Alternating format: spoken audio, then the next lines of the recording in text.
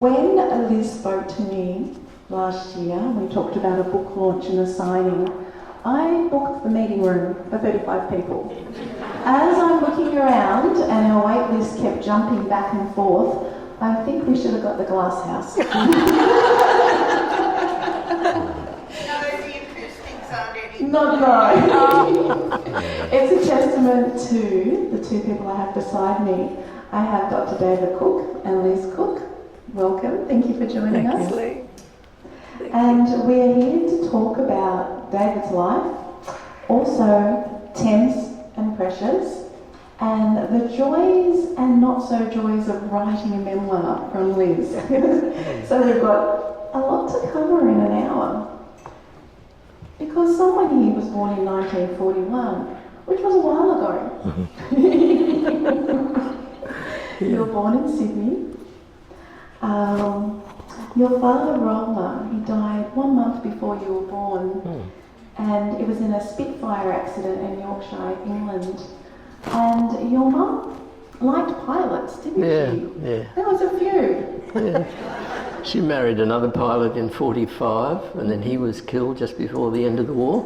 And then she married a third pilot in 1949 who survived and brought me over. That time. So I imagine she wasn't over the moon when young David decided he'd like to be a pilot. She burst into tears. Well, I always wanted to be a pilot, but the Air Force Reserve gave me a scholarship when I was 16 and said, we'll teach you to fly. And I came home and said, Mum, they're going to teach me to fly. And she burst into tears. Because any excuse And she waited till I had 4,500 hours before she came up with me. I think that's kind of wise. She had other children to look after, I imagine. There's one over there. There's one over there. So you were raised in Mosman, and during this time, 1940s in Sydney, very different to what it is now. Yes. I've forgotten much about this. You were a baby. With the flying, with the scholarship at 16. Yeah. So at 17, you did your first solo flight. Yeah, about 3. That's very young, isn't it? Well, yeah, nowadays they fly at 15, but in those days it was sort of the youngest you could fly, Yeah. So how did we go from flying to medicine? Why a doctor? Well, I'd always wanted to be I tell anyone from that age that I was going to be a flying doctor, and I used to cut open my teddy bear and pull the kapok out and then sew it back. And while I was doing the flying, I was in first year medicine. Wow. Yeah. And he failed. Medicine or flying? My first year I was doing so much flying and I discovered girls and things. Bad Dr. David. Well, that's what I was thinking. It's very young to be doing all of that and to know what you want to do. Yes, I'm lucky because a lot of people these days, they get to leaving school and don't know what they're going to do. Very true. Very Yeah. true. So when I was looking through Temps and Pressures, one of the things that kept coming up, apart from David's love of flying and a few crushes on aeroplanes he would like to one day buy, was that if you mentioned to David you were interested in, you had an idea and it involved flying and he pulled out pen and paper, you're probably committing to doing something. You had a few different things over the years where you shared your love of flying with other people. Oh, well, I like to encourage people. Yes. Still do, yeah. Yes. It's great to get them involved. My kids from little height could fly the aeroplane. They couldn't see over the front, but they Well, I guess if you're out on a farm, you'll do a tractor. If you're with David, you'll do an aeroplane. So. Yeah. So when you bought your first aeroplane, I love the way Liz just tucks it in like you buy your first Tirana. You bought your first aeroplane. How did that come to be? Yes, I was in first year out from medical school, and I got in touch with another couple of fellow pilots, and we bought an old aeroplane for $3,600. and flew it to Tasmania and back. I didn't know enough about flying to be frightened of going over the sea at 300 feet because the cloud base was 301 feet. You're supposed to be at least 1,500 over the sea normally. And not even knowing the plane, so not knowing if there was a weird noise. Yeah. Every noise was weird. Yeah. Oh, your poor mum. All the mothers here are like, oh. Yeah. Okay, so you went to Darwin. And became a flying doctor here. And became a flying doctor. Yeah. I was on my way to be a neurosurgeon in Edinburgh, and I stopped in Darwin for a few months, became a flying doctor and said, I'm not going to be a neurosurgeon anymore. So you never made it to England? No. You stopped. Oh, that's lovely. So, was flying doctor, when did they start, the flying doctors? Oh, 1928. Oh, okay. Yeah. No, I was very... and it was absolutely... I couldn't get over the fact they paid me to do it because I was covering, in most of the different bases, I was covering an area about the size of Texas, more than the British Isles, one doctor, 24 hours a day, about a 350 mile radius around the place. I'd be, in those days, setting fractures without x-rays, treating heart attacks without cardiographs and no blood tests. And the only person to discuss it with was either the nurse or the pilot. He didn't have a lot of input. Or the patient. But if I was setting a fracture, and you've got to pull both ends to set a fracture, the pilot was very good at pulling the other ends. Oh, with his eyes closed. Yes. With the communications back then, we didn't have the mobile in the back pocket. No, we had they call it the pedal radio. It was battery operated. They would call in to me in the centre, and the whole of, say I would take the Mount Isa base where I was for 4 years. The whole of North Queensland would be listening because they wouldn't miss it. The radio would be going the whole time in the kitchen or something out on these properties. And one day I was landed somewhere, and the people said, "Oh, it's very off-putting when we're having breakfast and you're talking about the colour of diarrhoea to something." And I said, "You don't have to listen." And they said, "We wouldn't miss it for anything." Oh my God. The original Ozzy Sullivan's show via radio. Yes. That's a big area to cover, though. That's a lot of responsibility. It was. I was once interviewed by the ABC in North Queensland, and talking about covering an area the size of Texas, and they said, you know how they'll suddenly sneak in a question you're not ready for. They say, "Do you think you do a good job?" And I said, "I can be in the home of the furthest person in my area in an hour and a half. That's quicker than you can get a doctor in Brisbane." Definitely. Much quicker service. Yeah. You moved into obstetrics. Yeah. We used to deliver babies and caesareans, and that was always very exciting sort of stuff because everybody's usually happy. They are, and you want to keep them that way. Yeah, I talked to policemen once through delivering a baby. I got a call to a place on the Northern Territory border from Mount Isa, and it took me an hour and a half to get there, and he says, "There's an Aboriginal lady here and she's in labour." And I said, "Well, I'll be there in an hour and a half." And we're on the radio all the way out there, and then he said, "She's not going to wait for you, Doc." So I said, she was in one room and the radio was in another. This poor policeman, he'd go and look and he'd say, "I can see the hair." So he'd run back and tell me that, and then I'd say, "Well, do this and do that." Anyway, to cut a long story short, he delivered the baby, and when I got there, the mother's sitting there with the baby, obviously in no distress, and the policeman needed sedation with Valium. His first baby.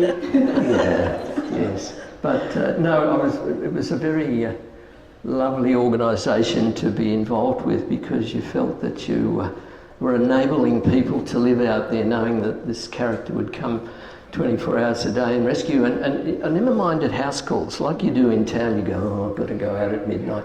Yeah. It was to get in an aeroplane and go there, and that was so much fun. And because I had a commercial licence, the pilots let me do some of the flying, and they helped me at fractures and things like that. Definitely combining two loves. And it's so important to have those services available because we need people living in all areas of Australia, and they need those services. It's interesting. One of the things you don't realise, you can't see the patient. They're talking to you about a patient, and they're not medically trained. And someone would come on the radio, and I'd be in Mount Isa, and they say, this bloke would call in, and he's a stockman. He's got no medical training. I'd say, what's the trouble? He said, me mate's crook. So that's a start. So I'd say, could you be more specific? And he'd say, he's bloody crook. And from that you'd have to try and work out just how sick it was. You had to get little tricks to work out whether you needed to get the aeroplane out and go hundreds of miles to see people. You get a mother who's emotionally involved with a toddler, and she says, you know, he's got a temperature, he's coughing, he's got a rash, and you're thinking, do I go on that or do we just treat him with something? And so you get little tricks like, well, what's he doing now? Oh, go and get him, he's outside playing.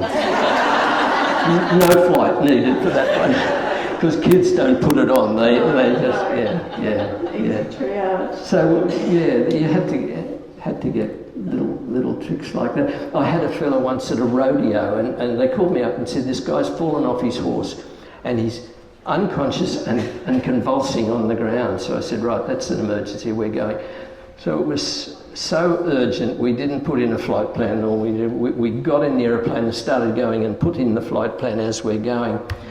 An hour later I land there, and we open the door of the aeroplane, and there's this Land Rover comes roaring up towards us in a cloud of smoke, and this bloke walks up to me and he says, the patient won't be long, Doc, he's competing in the next event.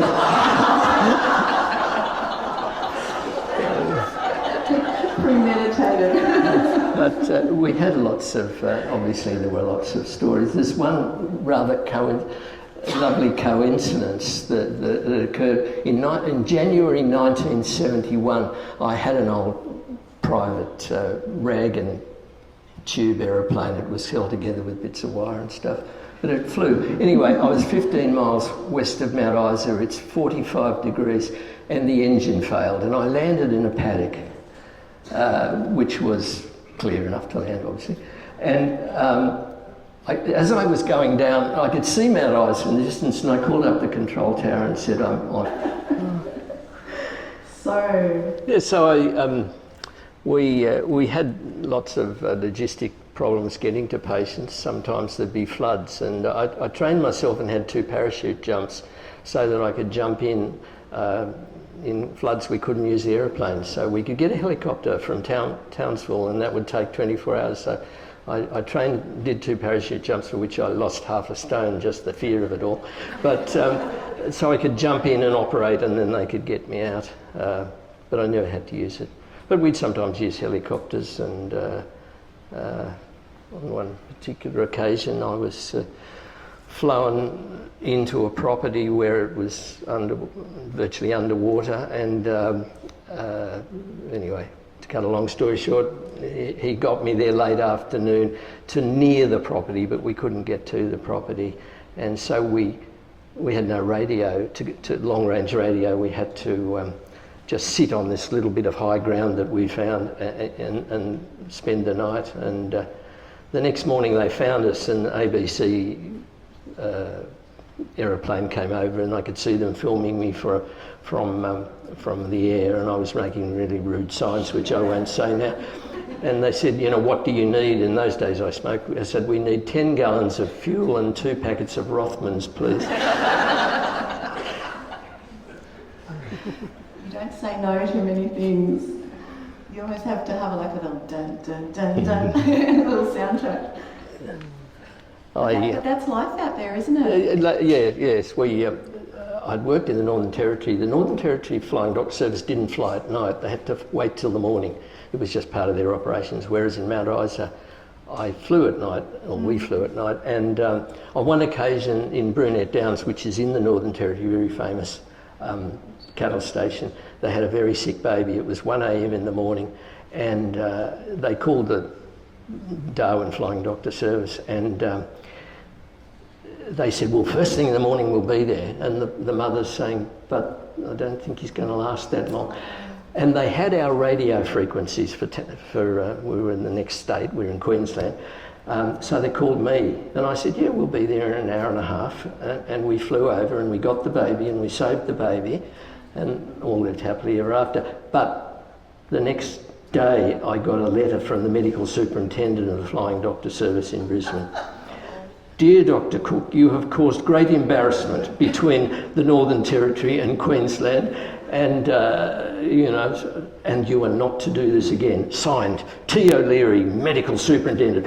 When you turned over the paper in his own handwriting, good on you, Davey.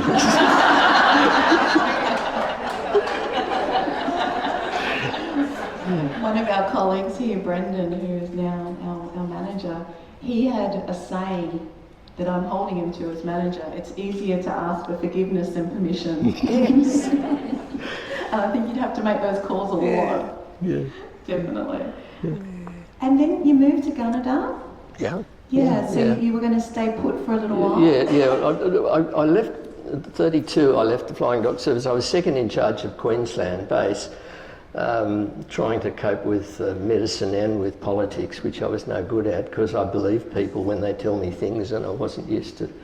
So I decided that my next promotion at 32 was going to be superintendent and be in Brisbane, not doing any medicine. So I went into Gunnedah, where I became a country doctor, and in those days we did all the operations as well and delivered the babies and the caesareans and things like that. And I had a satellite clinic I flew to every week, like I do here. I have a clinic up at Southwest Rocks, and I fly twice a week up there. It takes me 11 minutes to get there. The dangerous bit is I have to get on my motor scooter at the other end, go into town.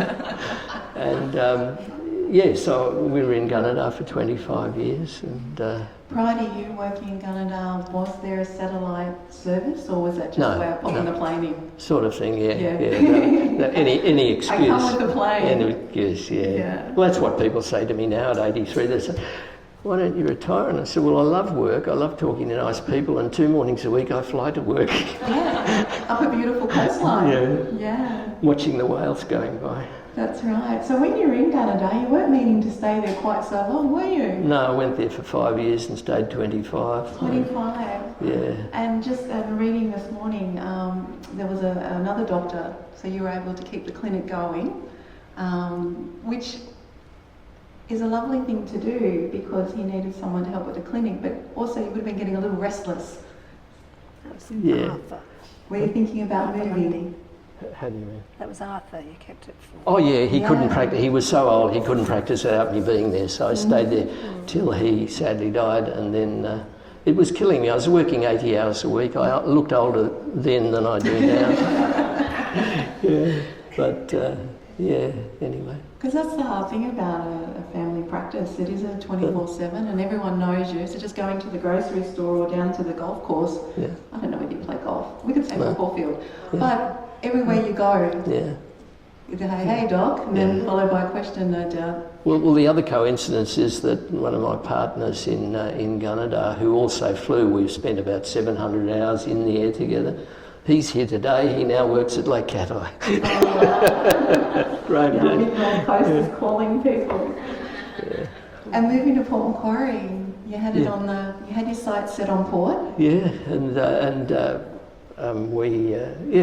we've done quite a few overseas trips in our aeroplane, and a friend and one of my sons and I started a little airline here in about 2001, and I used to give rides in an old Tiger Moth, which is an old open cockpit biplane, and I used to take people around and charge them money, for which we made no profit whatsoever. It was so much fun. But you'd be taxing out, and in those days I'd say, you know, this aeroplane is 70-something years old, and they'd go, and I'd say, don't worry, I'm older than that, and they'd go, let me out of here.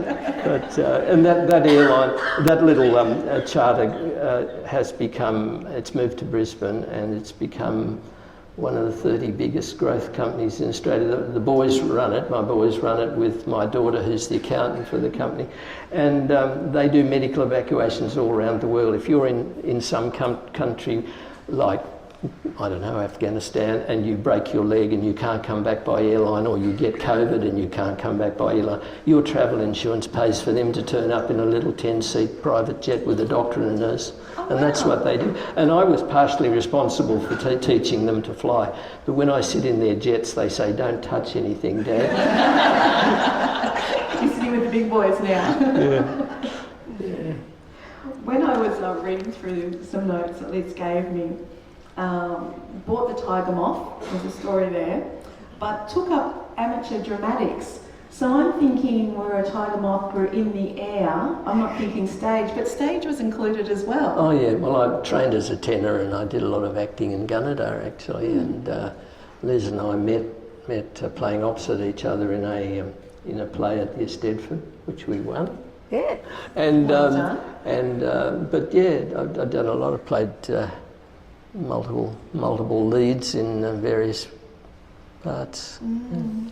When I was also looking, when you first started flying, and a bit of sulking on the side when you got the Bonanza and all the other guys were getting the chipmunks, you finally got yourself a chipmunk. I've got myself a chipmunk. I learned to fly in tiger moths and chipmunks, and then we found one in the Hunter Valley belonging to an airline pilot, so we brought that back, and that's what I lead this formation every Saturday. Well, I don't necessarily, I'm not the boss of it, I just take off first. And some of you may have seen that at 8 o'clock on a Saturday morning. We're called the Bobcats, and we're quite touched that the town has adopted us. We just did it because we like doing it, and but now they complain, the town will complain if we don't do it. And where were you last Saturday? I said, it was raining. And the other funny thing is that you are literally 1 second from running into the other aeroplane. We are, if you've ever seen us, we're quite close. And 1 second's lack of concentration and you'll run into the other. And patients will say to me, did you see me wave from the golf course? No, I'm not going to. I'm wondering about your tailgating history, if they've made you number one. Yeah, get me out of the way. Get me out of the way, that's right. Yeah. One of the things, I love this, the second best day of your life is when you purchase an aircraft, and the best day is when you sell it. Yes, and you'd think I've learned, I've had 14 aeroplanes and I've still not learnt that fact. They cost a lot, and Liz does my bash. She knows how much aeroplanes cost, so Liz never gets refused anything. And we have 2 aeroplanes, and at the moment neither is able to take off. They're both US, so They're broken. they're both broken. We live in home. Yeah. Being grounded. Yeah. Oh well, I fly with other people with their aeroplanes. Have friends with planes. Yeah. The fellow I flew with this morning was sitting over there. Yeah, we've got a few pilots in the audience by the sounds of it. Yeah. More pilots and passengers, perhaps. Now, this lovely book I'm holding, Temps and Pressures, which I think is really clever, because I'm thinking temperatures for patients, blood pressure, and then temps and pressures, which are very important, I imagine, gauges on a, I'm going to say dashboard. Is it a dashboard? Instrument panel. Okay, instrument panel and aeroplane, both very important. Yeah. And Liz was going to read out a little bit here, just about, which we probably could have read at the beginning, but we just launched on in and we're having so much fun. Yeah, you have. Yeah, so we'll just read that a little bit out. Do you want me to read it? Okay. Don't forget your mic. Cheeky thing, isn't he? Just because he's been holding onto the mic, you think. I know, he's been hogging it. He has. This is just a little bit towards the end of the book, and it does a little bit of a summary of David's flying career. David can look back with pride on his flying career. He has achieved nearly 14,000 flying hours, a huge accomplishment from someone in general aviation. He has flown over 110 types of aircraft, from an ultralight to a King Air. He has held an instrument rating since 1978. He has dabbled in aerobatics. He has flown formation, particularly latterly in the famous Bobcats team. He has flown across the ocean in a single-engine aircraft to Bali, Fiji, Samoa and New Caledonia. He has flown from the east coast of Africa to Australia via the Seychelles and Colombo. He has even crossed the Pacific, also in a single-engine aircraft. At the age of 77, he went solo in a helicopter, a completely different flying experience. He has even leapt out of an aircraft wearing a parachute. He has faced storms, engine failures, and landing gear problems with a cool head and a brave heart.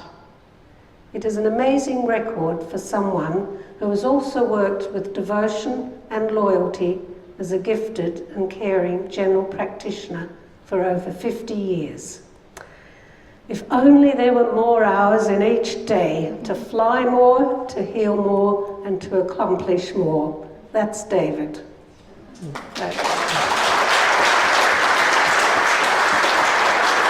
And I imagine, how are you feeling sitting there, David, knowing you've done all this? I'm basically shy. You are.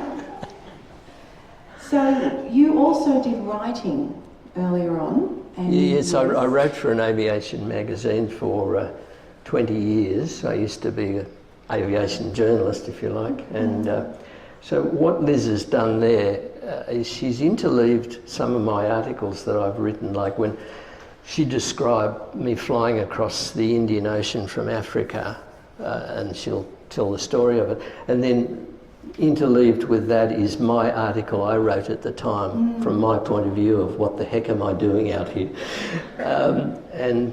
Yes, so... It's a really interesting way of doing it, because some of them are articles, some are journals as well. So we're combining these two.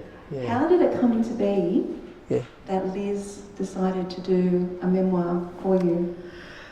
Well, interestingly enough, just yesterday I was talking to one of my friends, and she said, the question I'd like to ask is, why is he still alive? How is he still alive? Very lucky by the sounds of it. And that was really, years ago, why I started it. I thought I would like to write his story, basically for family, for the family to have it, and for the aviation fraternity.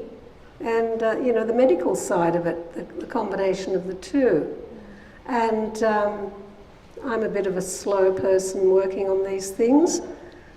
World's biggest procrastinator, but I did do it. It took a long time. And this one kept adding things, which would make the book longer. Yes. And then he decided to do the helicopter business, and then the powers that be decided to award him the OAM, so that had to go in, and I said, well, that's it, there's no more. So that's basically where it ended. But it was really just written for family and friends reasons, So Liz, she joined a writing group 20 years ago and has been writing stories and articles which are being published. But I imagine writing about the person that you share a hunk of your life with beside you there, it would have been difficult sometimes. Oh, very, very, very difficult. Yes, very difficult. But I had all the stories from David. Hopefully they're all true. Maybe teensy bits of exaggeration somewhere? No? No? Okay, no.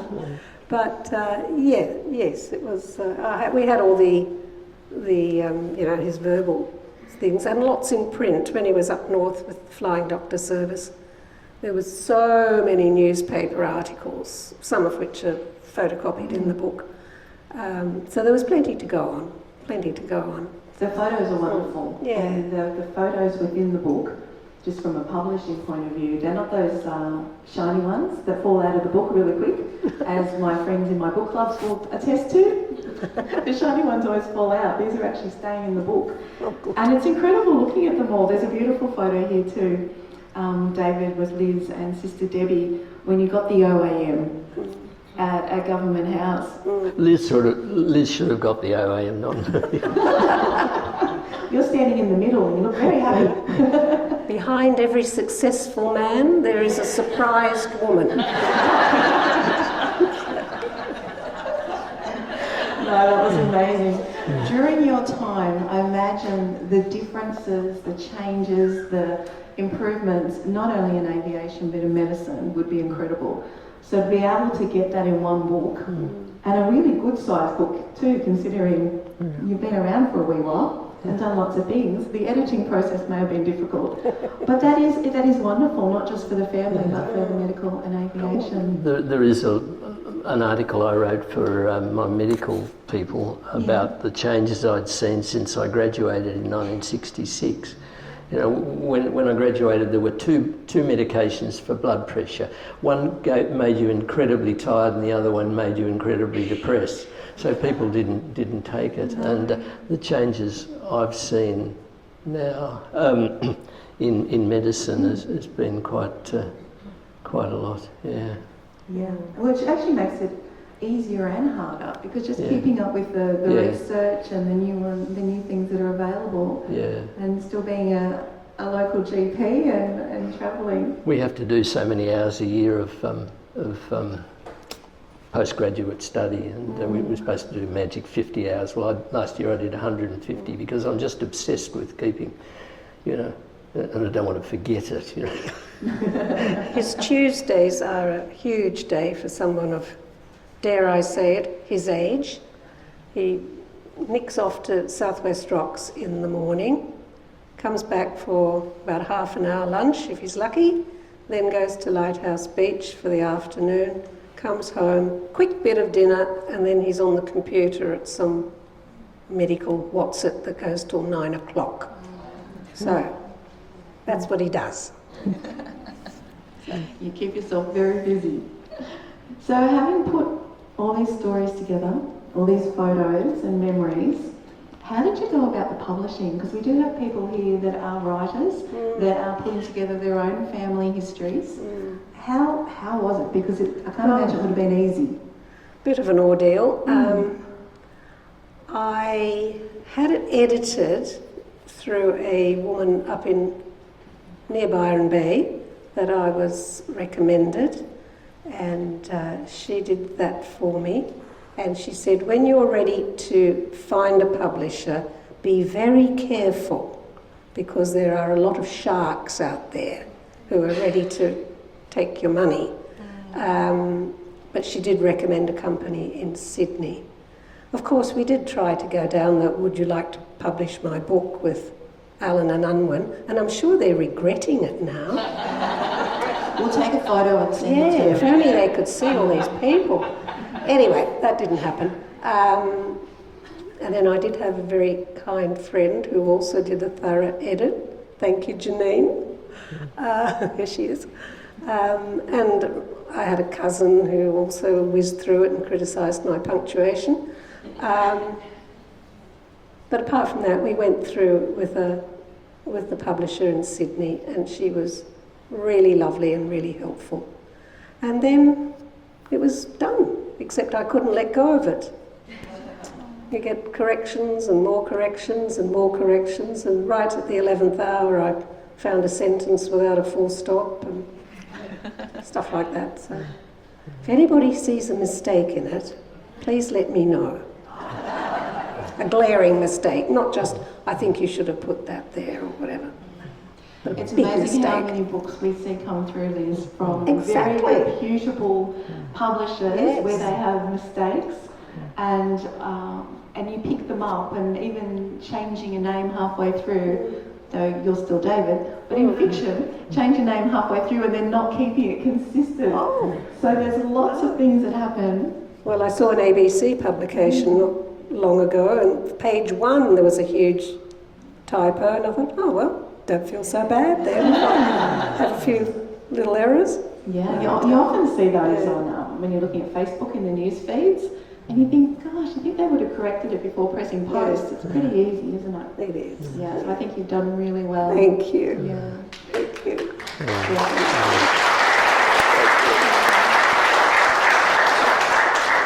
So how did it feel when the first box came? You opened the box. Oh no, it was more exciting when the first proof arrived. Yes. It was actually a book, and it had quite a few errors in it, didn't it? We had to. Yeah, on the back, my boss in the Flying Doctor says, you wanted to? Oh, yeah. The boss in the Flying Doctor Service, Tim O'Leary. He used to say, you're not a doctor that flies, you're a pilot that practices medicine, but they had, you're not a doctor that lies. That's true, maybe. Yes, David, you're not a doctor who lies, you're a pilot who practices medicine. Yeah. So I thought that was pretty important, and we changed that. So. Pop a little bit in front. No, it was more exciting when that first proof came, but then when it was all done and the boxes arrived, that was pretty exciting. Yeah. Was it hard to see? Not hard. Is it exciting to see this? Yeah, yes, I guess, yeah, it certainly is. I'm very proud of Liz, yes. There's a lot of stuff in there. I'm hoping that the Department of Civil Aviation people, the people that were there at the time have passed on. There was one. The witnesses are missing. I was flying in my old rag and tube aeroplane out in Mount Isa one afternoon, and I saw the train coming into Mount Isa, clickety clack. No, there are no power lines out there, and there are very little trees. So I went down, and I'm flying along beside him. He's clickety clack like that, and I'm flying along waving, and all the passengers are going, but not the driver. Anyway, when I landed, the control tower said, David, can you come up here? And I went up there and he said, I've had a call from the railways. And apparently there was a low-flying aeroplane frightening the driver. And I said, and what did you say? And he said, we had no aeroplane out there at the time, but don't do it again.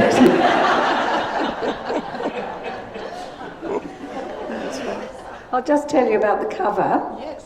The cover is David looking very glamorous in a flying suit beside a Spitfire. Mm-hmm. And David's father was killed flying a Spitfire just a month before David was born.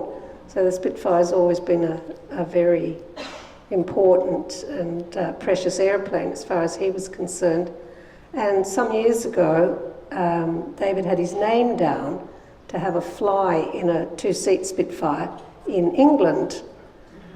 But there was was it 8 years? An 8-year wait list. And he thought, well, I might be dead in 8 years, who knows? And it was very expensive, of course. So anyway, put the name down and just forgot about that. And then a friend of ours, who's in the audience here, Russell, he had been in New Zealand and had discovered that there was a little Spitfire over there with 2 seats. So David rang up that very night and said, how long would I have to wait? And the very nice man said, when can you get here? So we took a couple of weeks off work, packed our bags, went to New Zealand, and David flew a Spitfire. He wasn't allowed to take it off, obviously, but when it was up there, you got your hands on the controls, didn't you? And that was pretty special for him, flying his dad's aeroplane. It was lovely, really nice. That is lovely. And did you fly over? Not in our aeroplane, no. We went by airliner. A real aeroplane. Yeah. Liz won't go over the water in my aeroplane. She doesn't even like going over the Hastings River in it. I think it's like a lot of things, it's easier to be the driver than the passenger sometimes, isn't it? Yes. Yes, most definitely. Yes. Yes. Very much so. Yeah. Where are we up to, Lee? I'm thinking, you took a ride in a seaplane. And I was reading a little story about you landing in Southwest Rocks, and it was pretty clear, and the cattle had moved to the side, but you landed on a cow patch. I'm always landing on cow pads. The poo hits the fan. That's one of the dangerous things, because the farmer shoos, when I'm coming, he shoos the cows out of the way, but the cow pats are left there. And if you hit them, they go all over the aeroplane. It is flatter. And so I have to pay this guy to, when I get back, to get it hosed off. I used to do it myself in the early days here. I would get under the aeroplane and hose it, and it'd drip on me. And I'd go into the surgery down at Lighthouse Beach and I'd say, "What's that smell, doctor?" So the humble old umbrella became an extra tool for the doctor. Would you buy a seaplane? No. I've flown the local one here. Yeah. It's so much fun when you splash down in the water. You've got to give way to sailboats and Pelicans. and dolphins and things like that. Yeah. It's busy out there, isn't it? Yeah. No, I've just had visions of your next one, island hopping in a seaplane, being a doctor. Yeah. No. No. For those who couldn't see Liz's face, it was No. But when does it stop? When do we retire? I love this face. What's that word? I'm worried about retiring. I see people sometimes lose their identity. So people say, "You're going to retire?" And I said, "Oh, hell no." I love work. I love sitting there and talking to nice people all day. That's what's lovely about the job. Except that you sadly lose patients, and Liz knows how to handle me. I'll go home devastated. A 90-year-old died a few days ago, and I just go home and stare at a wall for a while. And, she knows to just sort of sit there, and there's nothing she can say, but she'll sit there for a while till I feel better. Yeah, because and what would he do if he retired? Well, Hang around. I'm thinking, what's next? Because you fitted a lot into this life. Some incredible adventures. We have a doctor, a pilot, a writer, a theatric, aerial gymnastics. So many things. Is that something? Yes. He's also quite a good artist. An artist as well. Yes. Oh, now we're just not liking him now. I mean, this is an overachiever, goodness me. Sally teaches art, and she taught me for 5 years to paint, and we'd have arguments because she'd tell me to paint something, and I said, "I don't want to paint that." I don't know whether any of you know Whistler's Mother. It's a very classic picture of an old lady sitting there, and on the wall is a little painting. And so Sally said, you ought to paint this, because she made me copy the masters. And I said, "I don't want to do it." So she said, "You will do it." So I did it, and in the painting I put a little aeroplane. But anyway, I've got those strewn around the house and in the surgery paintings. Oh, it's incredible, isn't it? And Liz, your writing, you've done memoir. Yes. Do you think you're going to continue to be a memoir? What's my next book? Yes. Nothing at the moment. I want to have a rest. I would like to maybe get a compilation of my own writings. I've got a lot that I've written about my childhood in Scotland and stuff like that, about families. But I'll just rest for a bit. Rest on your laurels for a little while. Well, I don't know about laurels, but no, I enjoy my writing, but this has been, a huge thing to do, so certainly don't want to leave. I don't know how people churn them out once a year. Do not know how they do it. Just before Christmas, yes, that's right. I'm not particularly interested in writing fiction, but I might do the odd short story, but others are better at fiction. They can stick to that. Yeah, and you enjoy the research? Yes, yes, it's good. But no, I have written a lot about my my own childhood, family experiences, and since coming to Australia, that type of thing. So I think everyone in the family, wouldn't it be lovely if we all had someone who could get all those wonderful stories down and record them all, because oftentimes in the retelling, everyone's got a little different slant on it, doesn't it? And Chinese whispers, things change over the years. David said to me today, he said, maybe you could do the boys' book about the boys' flying experiences.